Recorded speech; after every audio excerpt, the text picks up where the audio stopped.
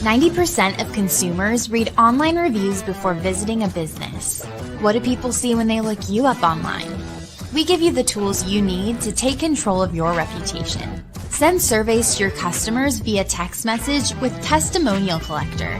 Get 5-star reviews on all the major platforms like Google, Yelp, and more. Track what people are saying about your business with Reputation Manager. Respond to comments and turn negative reviews into happy customers. See what your competitors' customers are saying about them with Competition Tracker. Learn great marketing tactics and what it takes to stay on top. A bigger social presence means more connections. Automatically generate and schedule engaging social media posts with Social 365. Build trust, boost sales, and grow your business.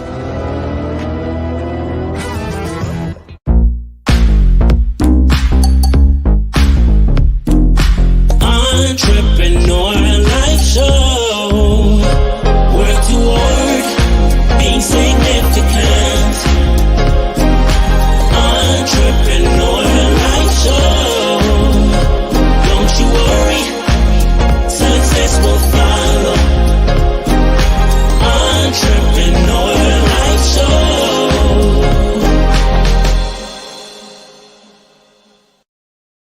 Hey, don't you just love my theme song? Man, I just sitting back here like jamming. Okay.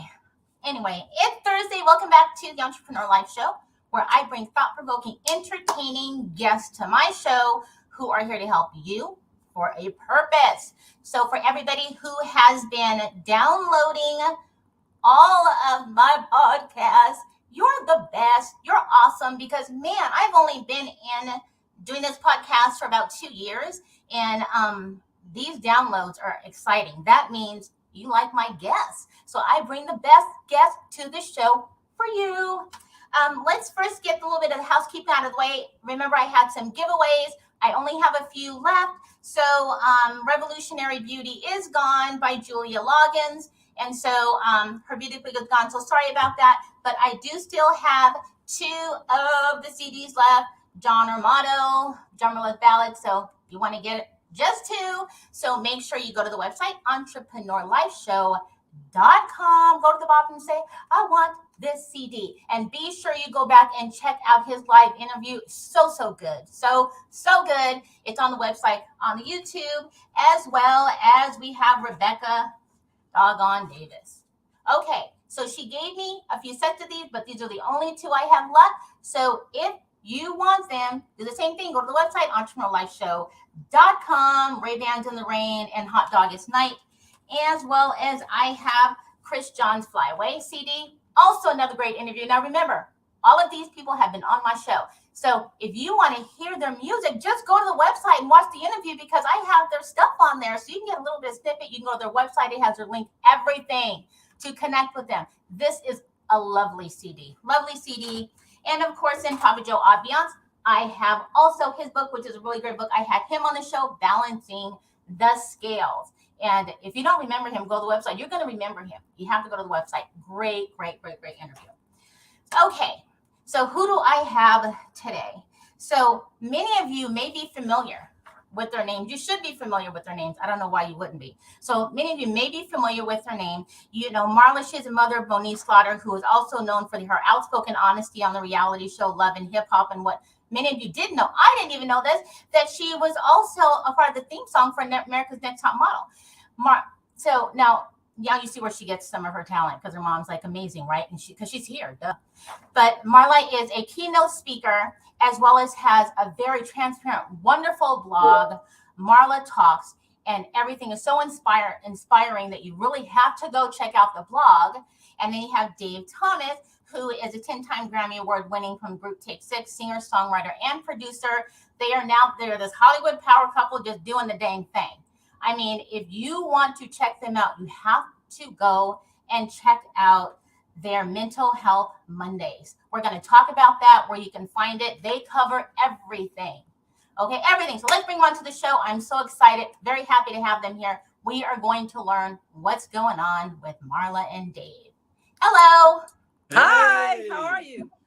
I am well. I'm very thankful that you accepted to come onto the show. Really happy about that. Very pleased. Thank you so much.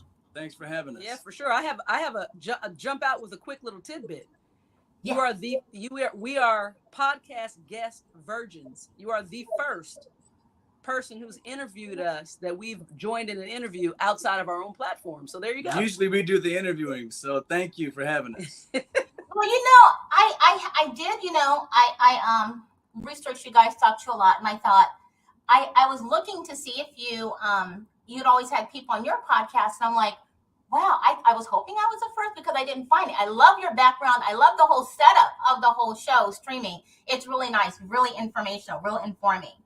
And so, so both of you have a really wonderful history behind you from my research that I've done from starting Mental Health Mondays. And if you don't mind sharing a little bit about the background as we go into the background of how you met and so forth and started it, but why you actually started Mental Health Mondays. Okay. You want to jump? I'll let you go ahead. First of all, Dave and I have a very colorful and very full background as far as just the experiences in this life that we've had. So he and I have been married for 34 years. Just a quick tidbit. We met in second grade. So, people always look at what you can see publicly, and you see what you see publicly, and you think that you're only looking at the tip of an iceberg. So you're looking at what you see right now. But the truth of the matter is, one of the things for my personality in the relationship, and just how I grew up, and just understanding that at the baseline, we're all the same. So I had a burning, transparent message and ministry in me. And Dave was like, absolutely. I said, I want to go and we need to broadcast what's happening in our lives, but I need to do it if we agree to transparent truth. And so it's not brutal honesty, because everything you say that's truthful is not always helpful. You can be truthfully cruel. And so for us, we started with that. And then we had the unfortunate incident, to be totally honest. We started recognizing or understanding that we were dealing with actual mental health challenges with our two older children at various times, way before my daughter was public or any of that. And so the fracture of our son drove us to, and what we found out with mental illness and society and what doesn't exist for help. Immediately, I was like, man, I can't be the only mother, and we can't be the only family that is looking for all these answers, wanting to help, wanting to change and help our children, and finding nothing but just criticism, despair, all of that. So we launched. We also have a foundation called Loving Beyond Reason, and the name. It's our mental health foundation. It's our mental health foundation, and the name came because so many people close to us and in the peripheral were saying, what we're doing, they're adults, let them go. You're loving beyond what's reasonable. And I said, no, you don't understand. This is the thing. So this is how we did that. We got into NAMI. We became partners with NAMI. I was a member at large on their board, and I just wanted to get more message out. And so I joined in with NAMI. We did. Loving Beyond Reason and NAMI became two forces that decided every Monday, we just want to bring Mental Health Mondays. Yes. The only thing I would add to that, but to Marla's beautiful answer, is that, nowadays, whether it's financially driven, whether it's issue driven, but teenagers don't really move out at 18 anymore. Those of us who are parents of older children, we realize that the kids stick around a lot longer than they used to. I remember we were laughing when our kids were young, when we were ready to drive. We were sleeping at the DMV. We were trying to figure out ways to get our license at 15, even though we couldn't get it at 16. Mom, if you just sign this, it's a hardship, I can drive. But when our kids got to the driving age, they preferred to be driven around by us. So go figure. I agree with that. Because of that, and because of different societal pressures, it's not as much of an issue all the time of mental illness, but mental wellness is under attack. Whether it's the pandemic, whether it's politics, issues are driving us further and further apart versus bringing us together where the empathy and the love and the social power actually lies. So I have something that I had read, and I want to see what you what you think about this.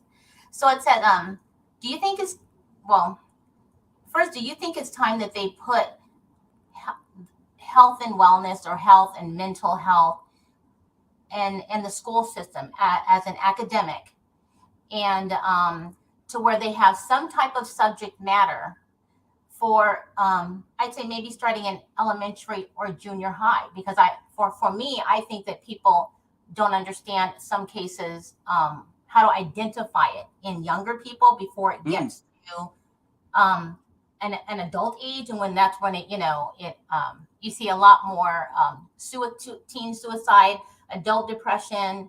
Do you think there should be some type of curriculum? I think that if anything, I'd start compassion classes. Let's just start there. But I think that mental health is I think it's the reason that it's so hard for us to get a hold of it is because it's very complex.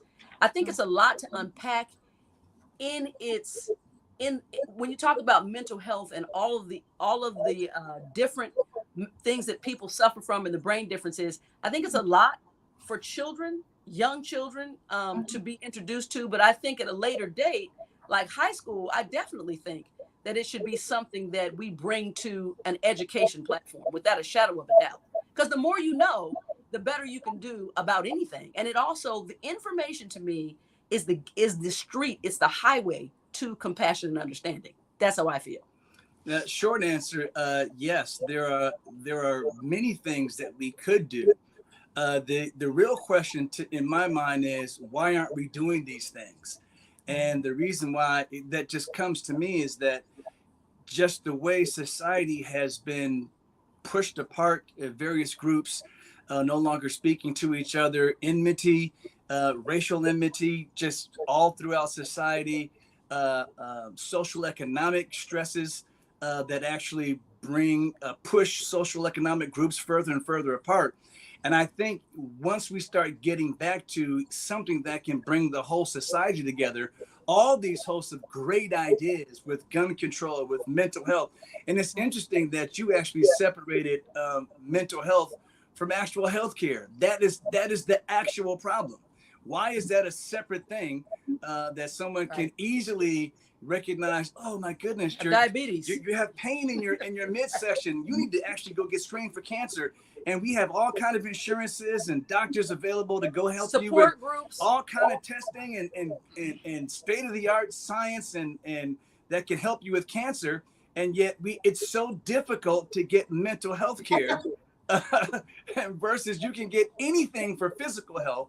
And we seem to always separate mental health from the rest of our health care, which is the actual problem. And we tend to separate all these issues that tend to divide us. We kind of keep it hush hush. It's not politically correct to talk about your politics. That's exactly what we need to do, is talk about our politics, because if we're on the same team, us arguing and debating with each other, it does nothing. We're preaching to the choir. We need to be talking to the other side and finding some common ground. That's the only way to move forward.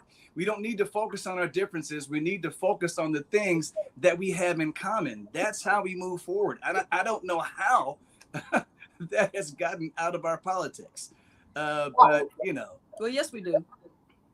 Well, to expand on that, and this is from a personal experience. So many years ago, I dated somebody who always seemed, I thought it was their job, because they are, and I for some reason I keep finding people who are in law enforcement, but this person was in law enforcement also, and they just never, I don't know, they never. You can see it in someone who doesn't seem happy, and who sometimes, which I felt, you destroy your own happiness intentionally, not knowing it. So I had told this person, I think you should go into counseling because I think maybe you're depressed and don't know it.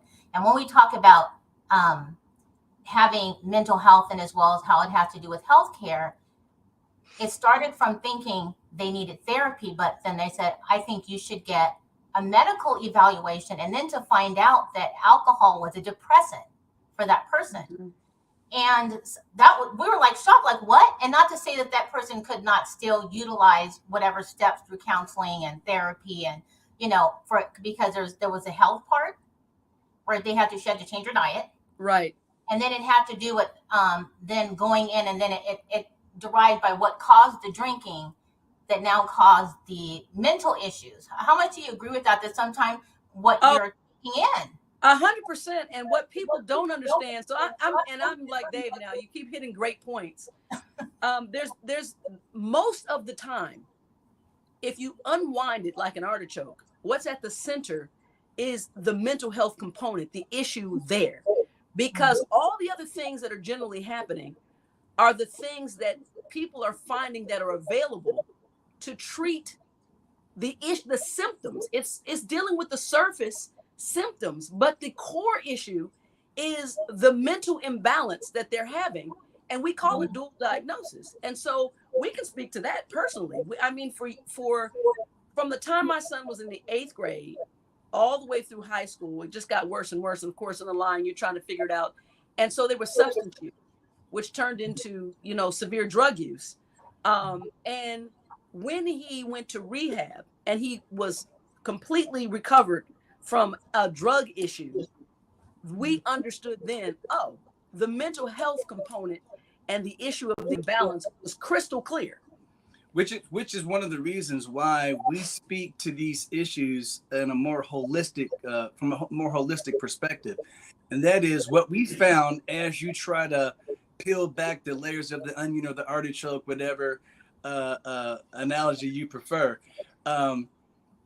What you find is one layer is mental health, one layer is substance use, one layer is stresses from societal stresses.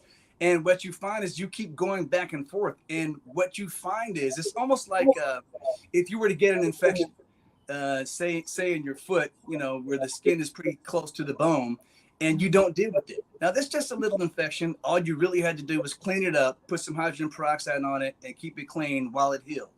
In the meantime, when you let that go, next thing you know, it's spreading. Next thing you know, it gets to the bone. Next thing you know, you have a whole systemic issue that could have been dealt with very easily at the very beginning. But because we're not taught to look at things from that perspective, we just let things go. And then suddenly it's a massive issue. And then we try to, rally the whole world to help us with this massive issue that could have been averted had you actually had your eyes open and been educated to open your eyes to the real problem. And been willing. And that's why we always. That's different. And willingness is another whole issue. Even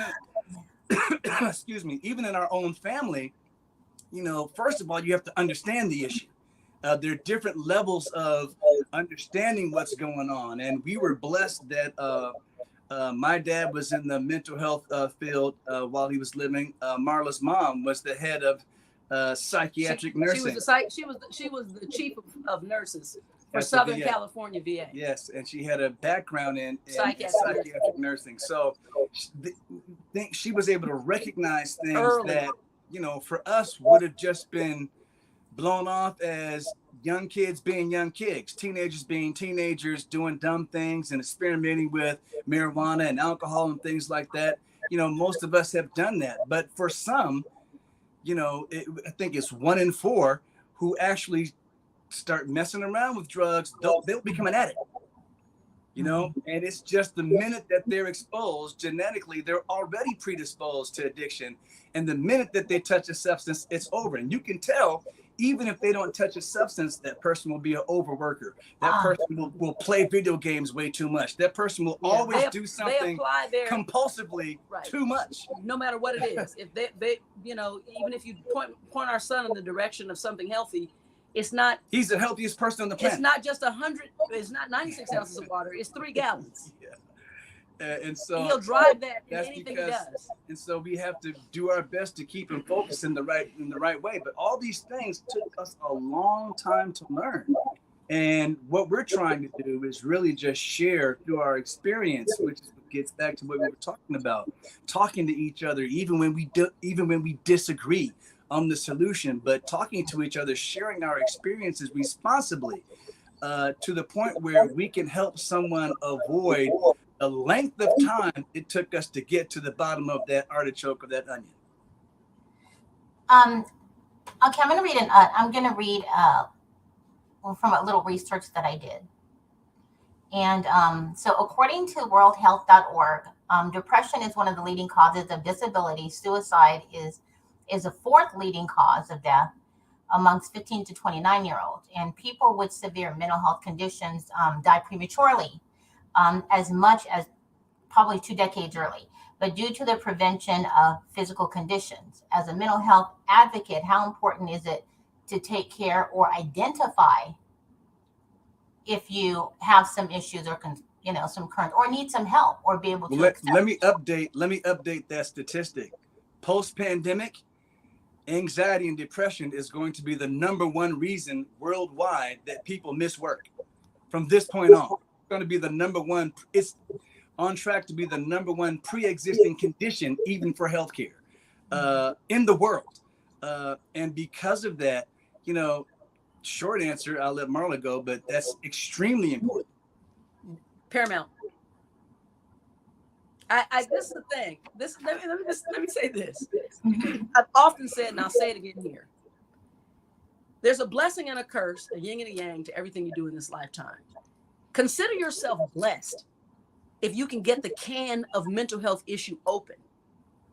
The negative side of that is once you open the can of worms and you go, oh, there's worms in here. You better not be afraid now, of worms. You don't even, the problem is no one knows what to do with the worms, but you are much further down the road to know what you're dealing with. So part of what I'm really trying to stop is denial. We're blamers. We're in denial. And the thing that's sad about it, it's actually not sad. I'm very passionate about this. I think it's sick and it's disgusting on some level, to be honest, because it's everybody but us. And I say all the time, mental health is not your problem. It's our problem because we're all That's directly one of the things connected. that we say. It plays at the beginning of the introduction of our show, Mental Health Mondays. And the thing that we have to keep in mind, I'm going to touch on something else that's a touchy subject. I'm gonna bring it up, but our bodies are biochemical machines that are run by a biochemical computer. And because of that, our bodies generate electricity, our bodies generate power, our bodies have to do. The brain is such a magnificent organ that all it takes is for one of those components, chemicals that or enzymes in our body to be off just a little bit, and the whole thing will be off. And that is where we need to be educated, because a lot of people want to deal with mental health strictly from, let's just talk it through. Let's just affiliate more with Jesus. Let's just be more positive. Let's just, you know what I mean? And in reality, what's really happening is you're putting apple juice in a high-powered vehicle that's supposed to run on supreme fuel, and you're putting apple juice in the gas tank, and then say, let's talk to the car and just, let's pray over the car and introduce the Ferrari to Jesus. And then the apple juice will work just fine in the gas tank. No, I'm sorry. The car won't run. It will not. You have to have the appropriate fuel in the car for the car you have to follow the manufacturer's guidelines for how best to use and most efficient way to use the vehicle. Same thing for our bodies. One of the things that the pandemic really did is, and I can speak to this personally. Marla was just getting on me upstairs because I gained weight, especially over the pandemic. And what really happened is sitting inside, eating, watching TV, having a drink every now and then, all of these things, next thing you know, 2 years later, I had a whole new set of bad habits. A new person. A whole new set of bad habits that we had literally, prior to that, worked hard to the discipline to make sure we get up, do things right, have our exercise first. And we were extremely active people. That shut down for 2 years. And strangely, it was very difficult for me to get back into it. So I'm struggling with that right now. Had to go to therapy myself. The whole thing is, we are so ashamed of dealing with these things the right way that we don't deal. I'm glad that you brought up, just a little bit of introduction to open the door to religion. And this is to be offensive to no one who's religious or Exactly. non-religious, or call yourself spiritual or non-spiritual, because there's so many different definitions. but I'm just going to go on the stereotype of the Black community and or minority community. So or Black or African American. People change things, so I don't want to offend anybody. But why that stereotypically we feel that it's not, or it's said that we don't take it seriously. We keep it in house. We go straight to the church. Like, it's everything is, you pray on it, no matter what you go through it, as long as you pray. And forgive me, that's just not my thing. Right. I believe to put the work in and hope for the best, and I put the work in and just always just remain positive. And if it doesn't, I just try another avenue. Well, I would like to jump in and answer that. To me, for me, religion, my relationship with God is at the head of everything. It just is. Now I have to go to work. So just because I am, that is something that I'm bringing into every aspect of my life. But it doesn't mean I still am not going to get a paycheck if I don't go to work. And so, there's some practical applications. There's practical applications here. And the other thing about it is, listen, if you understand mental health, and Dave and I were talking about this actually early this morning, and the core thing that people don't get is, like he talked about the car and the fuel, the real fracturing issue is stress. And I give this analogy, every body born is a little teapot. And every little teapot, when you turn the heat up and it reaches its max temperature, has a steam valve, right? Well, when you have a mental health challenge, that wiring is different, and the steam pot, there's no release. And so the fracture isn't just overnight. It's a buildup of steam that's happening. And with that stress understanding, don't ever get it twisted. Every person born Black has been traumatized in some way just by being born, in my opinion. You're not, this is part of the stress of our existence. And so what's happening is we're taught from a very young age. It's almost like some things we've handed down, I believe, all the way from slavery. It's a protective measure. Don't show weakness. Don't, you can't, we don't fit into, here's a statistic. We are, white people, our white neighbors are 60% of them. We are 2 times more affected with mental health, and we less than 1% statistically willing to get a diagnosis or treatment compared to their 60%. They're less affected clinically, but 60% will get help. So therapy is introduced to them on their first birthday. They get a little therapy card. Right. Here's the person you can go talk to. Oh, hey, we have a photo booth. We have a therapy booth. Go on, sweetie. Happy birthday. Boo. That's what we do. So what I'm saying to you is, for us, and I'm going to say this, and I'm going to let Dave say what he has to say. We must stop. We must stop looking at mental health as an indictment. We're indicted. I'm weak. I have to hide this because I don't want it, and I don't want it to be me. And we also, by the way, I get more love and support outside of my community by at large. And I'm criticized and crushed and kicked in the face by us. More so because we don't even know anymore. We've gotten past, in my opinion, healthy solutions. Yeah. That's how I feel. I just feel like it's our healthy solutions are looked at as weakness. And I talk about these things, like you say, on my live, which I blog on my live. And I was just mentioning this yesterday, that's a problem, that we think that parenting and protection is support at all costs. Yes, but what does support? Yes, support at all costs. But what kind of support? What should that support look like? Ignoring the problem? Is that what makes you a great mom and a great dad?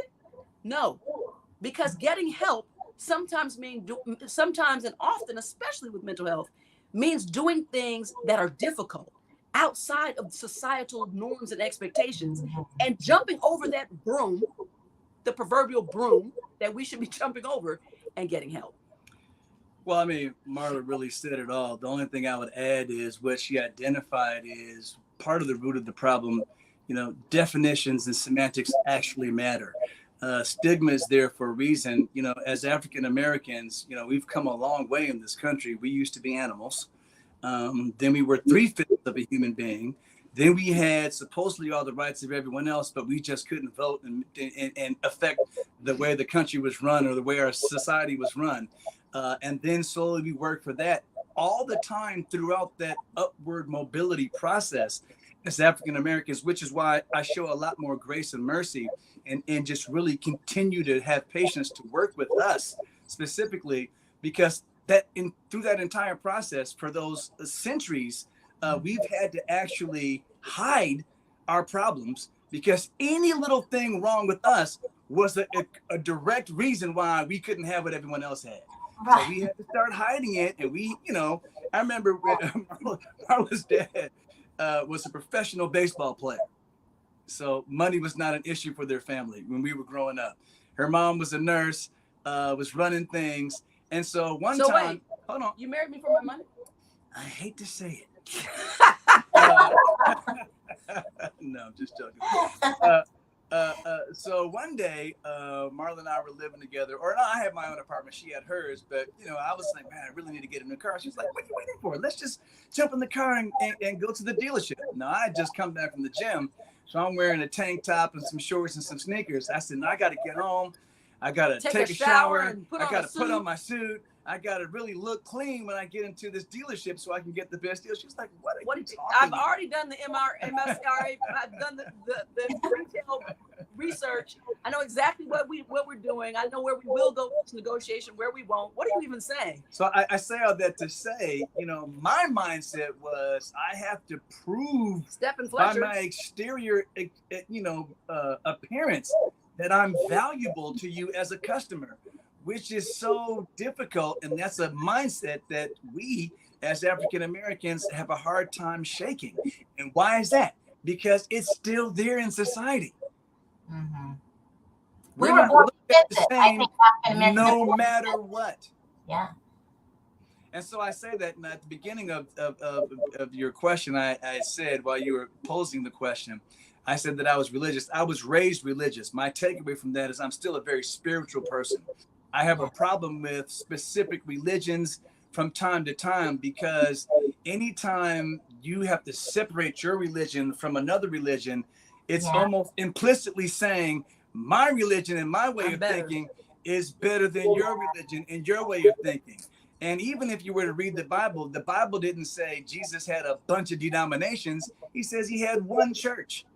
So the fact that there's a Baptist church, there's a Presbyterian church, there's an Adventist church, there's a first this, which usually sometimes back in the day meant it was white. And there's a second something, which usually meant back in the day it was black. And so there's all kind of separations, even in the distinctions of the names of our denominations. And so I just think we need to get rid of everything and come together. Okay, that was a lot. That's a lot. That was a mouthful. And I want to know why is it okay not to be okay, and why and how people and then my next question after that would be, there's some people that don't understand what a mental health problem is. Some people assume that means you're crazy. That means you're actively, you know, you're always defensive or argumentative. But I could have mental health issues and I look just fine. So why is it okay not to be okay? And then understanding what really is mental health. When you think you may not even have a mental health concern. I've been in therapy. I've been in therapy on and off for about 13 years. And as I discovered new things, it changed my reaction to different things. And so to me, it's always, it might be a strong word.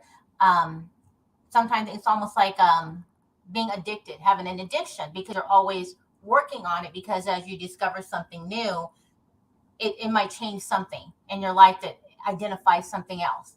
So why is it okay not to be okay? And how do you identify, you know what, I might need to talk to somebody. I don't need to be severe and crazy. And that makes it a mental issue. Did I explain that well enough?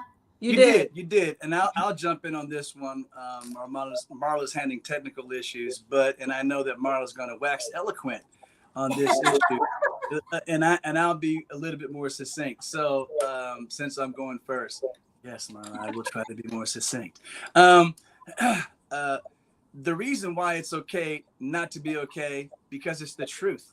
Anything else than when you're not okay, saying I'm not okay, is lying to yourself, which is hiding that infection, which is hiding that stress point in your life, which if left unchecked will become a pathology, which then will become a whole issue, a deeper mental health crisis if you just didn't say I'm not okay. If we're ashamed, again, we have to get rid of the stigma.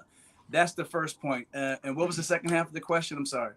And people identifying what a mental health issue really is, because the assumption is sometimes is that because you're acting crazy or you're always argumentative or negative, that the only sign of, oh, they must have mental problems, which that well unlike other sciences, mental health as a science unto itself, psychoanalysis, all of these things, it's not absolutely exact. It's not 2 + 2 = 4.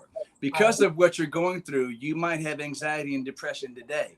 But if you have other things that are in your background, you might end up with a personality disorder, only because environmentally you add other stresses to that. And pretty soon, you got a mental health soup that needs to actually be dealt with. And even then, once you get to medications have to be titrated. And what I mean by titration, that process is really, first of all, you have to find the right medication for your body's makeup, for your system, for your biochemical composition.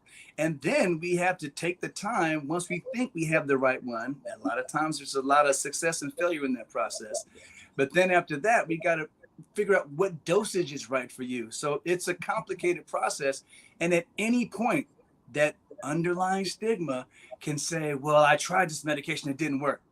Well, does that mean you give up? No, that means you have to go back, tell your therapist, be honest, and say this isn't working, and give them a chance to make an adjustment. Marla, go ahead.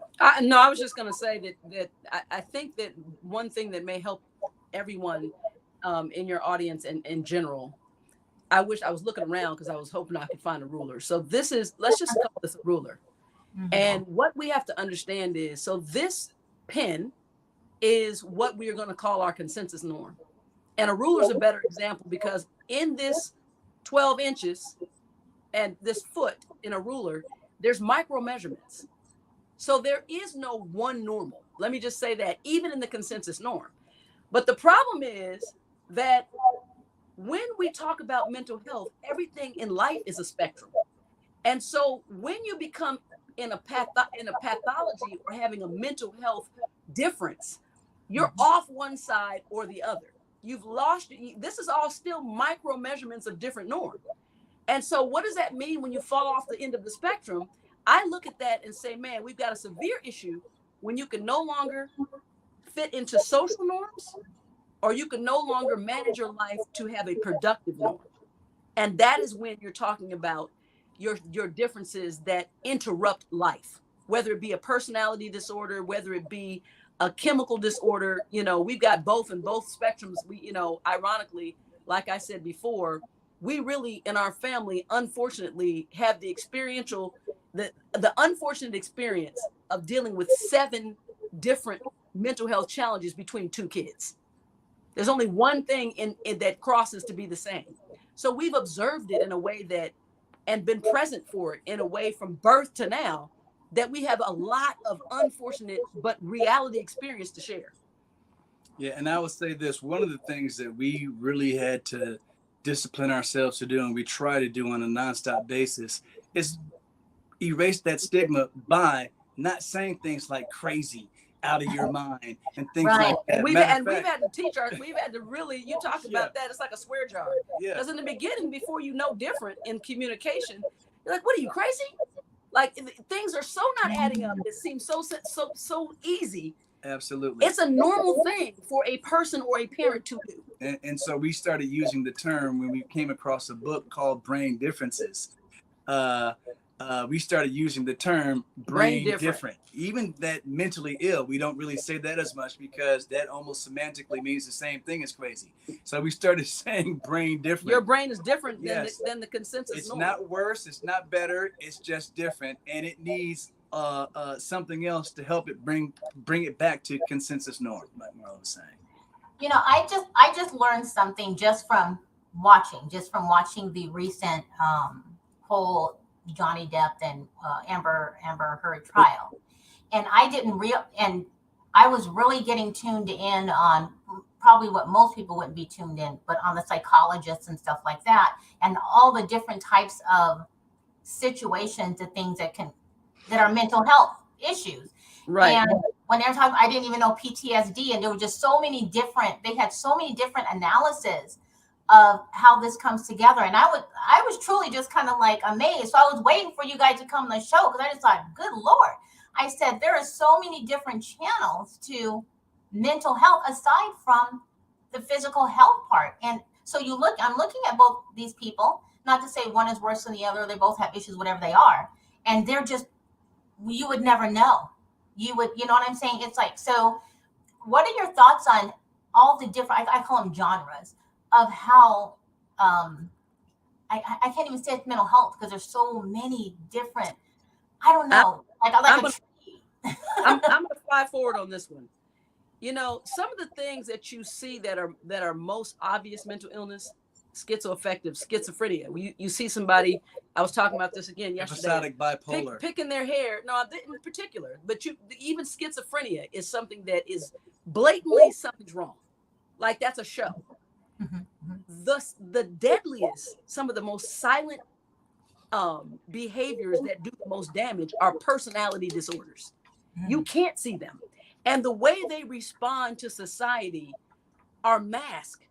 And so they live because they have, so let me give the clinical explanation of a personality disorder. All of us have three parts of our brain. We have our wise mind, we have our reasoning mind, we have our emotional mind, right? We fire by nature just subconsciously. They fire together. So my wise mind stores the information so I can have history of understanding of things that have happened. My reasoning mind is the logic center that says this is what I should or shouldn't do. And my emotional mind is my feeling mind. Personality disorders, especially in certain cases, what goes forward is the other two parts, wise and reasoning, are almost non-existent. And what is developed most is their emotional mind. So if all I can do is feel, I'm not even trying necessarily to be manipulative, but that's all I can do because I can't reason it. I don't have information that says, I'm storing for a history of this worked and this didn't. And so when you look at those types of things, the which I call brain glued and brain scrambled, the brain balanced person gets into a situation and you're trying to, they're great at choosing the people that can offer them balance. And the balanced person is always trying to fix their issue. At the root of all of these things is really a person desperate for security, personal security and emotional security. And so when I feel insecure, I might have a personality disorder that says, then I need to be in control. Because when you're in control, I might get hurt. When you're in control, something bad might happen to me. So I have to control you just to make sure that I don't get hurt. In the meantime, not recognizing that you're hurting everyone around you. So there are those things, but getting back to how you initially asked the question, in our society, especially when you look at, you were talking about the Amber Heard and the Johnny Depp trial, money masks everything. I mean, you can be in our society as depraved of a human being as there possibly can be. And as long as you have money, our society will find a way to be okay with you no matter how depraved you can be. I mean, we heard things of, who would even think to take a number two in the middle of the bed just because you're angry, as if that hurts somebody else. It doesn't also equally hurt you. You know what I mean? It's just that these are the types of things that when you have money, we tend to overlook. And let me say, this is why this is also part of my mission.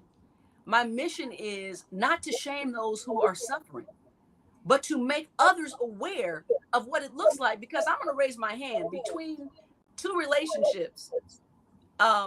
My ex, Moniece's father, to be honest, and then on different scales, and my dad, I literally, at some point, you go, wait a minute, it's not me, because those of us who take ownership, I'm trying to fix me, because you have pointed your finger and called me the problem, or whatever the case is, and you literally, and then all of a sudden, when you heal and you fly back and you get stronger and you get clearer, you say, oh. So what I'm now trying to do is not to say this, you got to deal with this person. I'm saying you have to recognize what this is. And there are ways, once you can get your head out of the sand and understand what you're dealing with. And I'll tell you this, for David and I, that was an aha moment for us. When we actually had our children were both adults when they were diagnosed. And when we actually knew, when the doctor gave us a diagnosis, and we said, oh my goodness, because it had been called 4 or 5 different things before we got to the real thing. I want to make an exception there. Our kids have both been in therapy since junior high. Right. So since middle school. So we've had various. So it's not that we came across, finally they were diagnosed when they were adults. Right. We finally hit on a diagnosis that seemed to make sense. Right.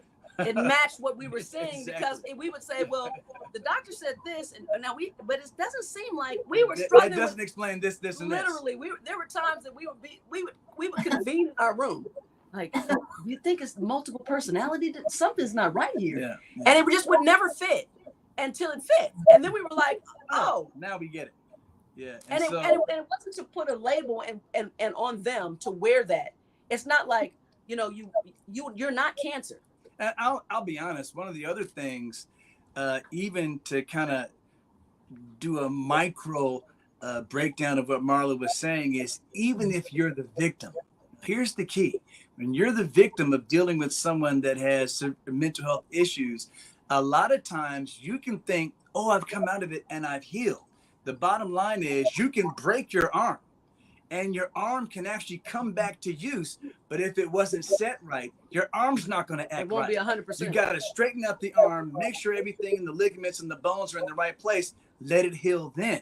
I broke my left arm 3 times in my life because I was a very active young man. And each time I would get there, I couldn't really bend my arm, straighten it out because I had to keep it bent or else it would hurt. Every time the doctor says 1, 2, crack, and straightens out the arm, then he sets it, and then he wraps it up in the cast. And so what I mean by that is, even when we think we've come out and healed, when you find little issues in life where you can't deal, that means that there's a scab, there's a healing process that has overtaken, and hidden the actual depth of issue that needs a little bit more concern and care to deal with. Now, I say that to the point of, which is, again, and I'm going to say this 1,000 times, one of the things that we have on a part of our show, Mental Health Mondays, which is actually a cooperative endeavor between NAMI, San Fernando Valley, and Loving Beyond Reason, is we have a $1 Today Keeps the Stigma Away campaign that we are constantly pushing. And what we mean by that is, stigma is the biggest issue. It's the thing that keeps us hiding. It's the thing that allows other people to say, ooh, look at you, something is wrong. If we didn't think anything was wrong with it, there would be no reason to blame. There would be no reason to hide. There would be no reason not to deal with it. And the more we've turned certain mental health issues, which I think will also address your question, into what I call the darling diseases. Now it's okay. Everybody who has an issue is safe to come out and say you have anxiety and depression. But no one wants to come out and say I have borderline personality disorder. I have NPD, and I'm bipolar. Yeah, I have schizophrenia.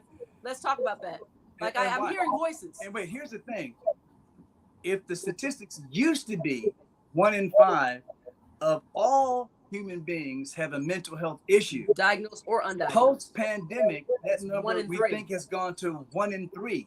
That means everywhere you look, there's someone who doesn't really need to say, I'm mentally ill, or I'm brain different, or I have some issues. There are 3 of us here. There's 3 of us here. One of us has an issue. I mean, statistically That's speaking, great. one of us has an issue. Now, we don't have to talk about it, but statistically speaking, it's an absolute fact. So if we can get rid of the stigma, one of the things that we do is 818-698-1021. Text the word give to that number. Again, 818-698-1021. And you can help us by just pledging a dollar. A dollar a day keeps the stigma away. And that is a fundraiser that we do with NAMI, San Fernando Valley, to pour back into people who don't have access. Unfortunately, in our strange, ridiculous political system that doesn't seem to focus enough on mental health care as part of overall health care. What are your thoughts on family and relationships, and I'm going to elaborate on that.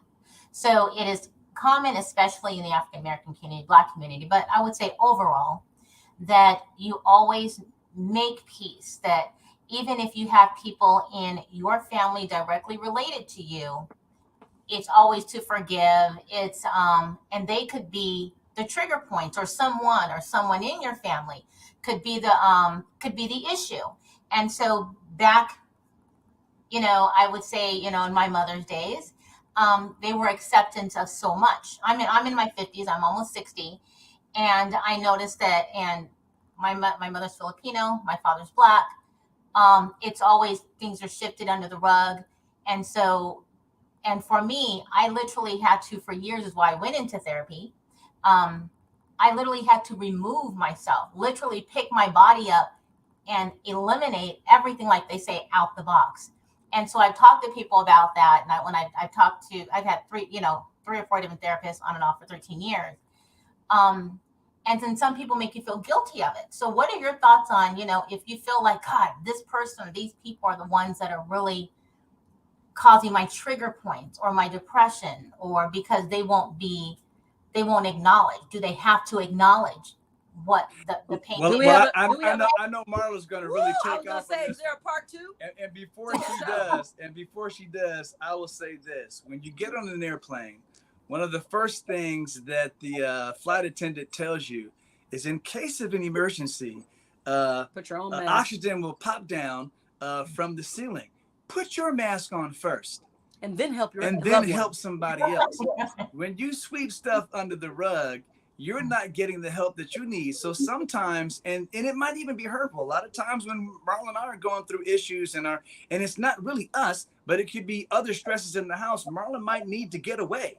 And I have to be careful, because my nature is so to be together with my wife, and we're actually best friends, that when she needs to pull away, it almost hurts my feelings. And so I have to be careful of, let me grab my feelings, get them back under control, because she can't even be best friend material in this relationship until she can step away and put on her oxygen mask. I say this publicly, and I'm going to say it here.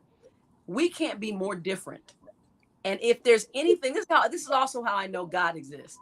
Because if there was anything that was going to destroy our marriage, the way we've approached these challenges would be it. I can tell you that 90% of the people we know in our situation don't make it. And this is the reason why. So I believe in straight ahead.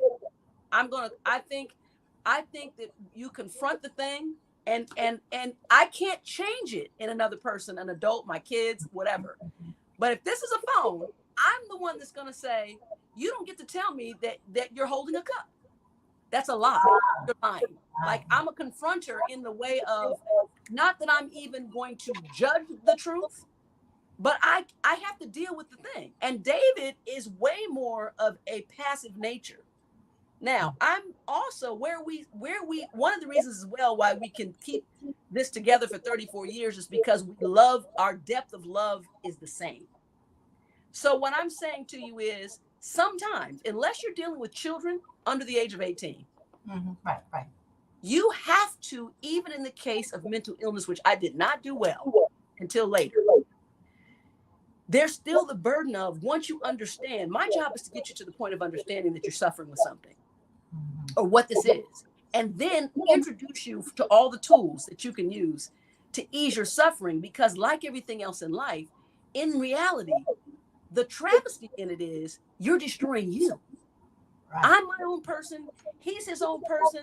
I told somebody I don't have kids anymore. I have 2 grown women and a grown man that I gave birth to. At one point, they were children. But the issue is, if I have my youngest daughter had a severe, when she went to Syracuse, she ended up being in the hospital with a severe vitamin D deficiency. If she wants to feel better, you'll take what's prescribed, because what's hurting is not, I'm suffering emotionally because I don't want to see any of my kids hurt. Right. But what's really hurting is you. So if the doctor tells you take these 1,000 IUDs of whatever, you better get on it. Right. You know what I'm saying? So therefore, because you want to feel better. So if my daughter, Moniece, DJ, Lexi, if you're damaging the relationships around you and you can't get what you want out of life, you have to take that and deal with it on your own. And the other thing I'm going to say is this. Here's the cruelest thing I've ever learned in this relationship with what's happened with our family. If you stand there as another person who's insisting on offering the help that no one is wanting or needing or asking you for, you will become the issue and the target of all their problems. Wow. Oh my God. You just stood there and said, fine, I'll be your bullseye. Yeah. Which really becomes a balancing point. And I'll say 2 things. I disagree fully with part of what Marla's saying. And that is, in order to have patience, it's not passivity. Matter of fact, think about that I assigned to you being passive. And that's all I'm talking about. I'm not talking about her main points. She's absolutely correct in everything that she's saying. I will say this: and you're a mom and you had kids, and so you remember when your kids learn how to wash dishes. It takes incredible patience to teach your children how to clean up, because in reality, what you really want to do is simply just get out the way. It really would take me 5 minutes to clean the kitchen, but it's going to take you 2.5 hours to teach me, because I have to teach you. And in teaching, I have to let you do it. And a lot of times, to actually have patience, if someone were to, the Bible, there's a concept in the Bible of turning the other cheek. If someone were to walk up to you and smack you, then I'm going to punch you in the face. It's an automatic reaction to hit back. I'm going to. It takes extreme discipline to go. Chris Rock, to be a Chris Rock, takes extreme discipline. It took no discipline to be Will Smith. David. I'm going to leave it at that. And so because of that, this is our mic. We're driving. Again, we need to semantically start changing things around, because that's what it's going to take to be more empathetic as a society and to actually turn this thing around. This was some good stuff. It was some real, because I was actually, a lot of it was for me. So, this is a very, very informative, really good show. I think I've had one other person on here, but has never come close to anything you've said that you just you hit the nail on. I think that your, how you express everything and relay information and share information, it makes it more direct for people to understand, because a lot of clinically people talk to you, they don't understand, because it's medical, clinical knowledge, hard to identify what the definition of that. So I extremely appreciate that. I know that we're coming close to the end of the show, and I do want to make sure that everybody, that they are aware how to watch your shows.